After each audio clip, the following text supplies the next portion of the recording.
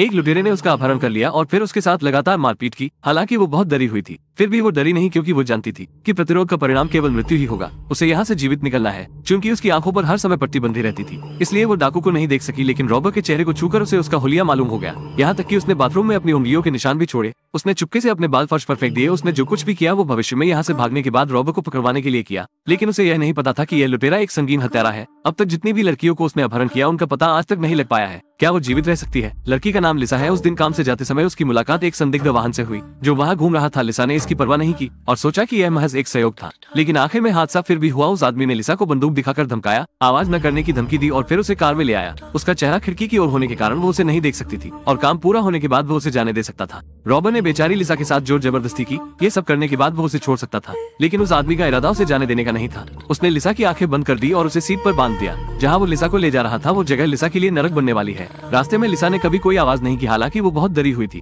फिर भी उसने शांति से पट्टी के नीचे से कार की सभी चीजों को देखा। गुजरता हुआ इलाका उसके दिमाग में दर्ज हो गया। भले ही उसे ऊपर खींच लिया जाए, लेकिन वो सीढ़ियों के कालीन का रंग नहीं भूल सकती है। उस व्यक्ति के घर पर लिसा को उस व्यक्ति ने आदेश दिया कि वह अपने कपड़े उतार दे, फिर उसे नहाने के लिए बाथरूम में ले जाने के लिए मजबूर किया। भले ही आप अपनी आंखों की पट्टियां हटा दे, लेकिन आपको अपनी आंखें बंद करनी होंगी। लिसा ने बिल्कुल भी विरोध नहीं किया, क्योंकि वो अच्छी तरह जानती थी कि इस समय प्रतिरोध व्यर्थ है। इससे केवल लड़ाई होगी या मृत्यु भी हो सकती है। वो केवल पुरुष के किसी भी अनुरोध का पालन कर सकती थी। दोबारा जोर जबरदस्ती करने के बाद आदमी ने लिसा को बिस्तर पर लिटा दिया। जब उसने उसका नाम पूछा तो उसने न केवल नाम बताया, बल्कि उस आदमी से नाम भी पूछा। उस आदमी ने उसकी उम्र पूछी।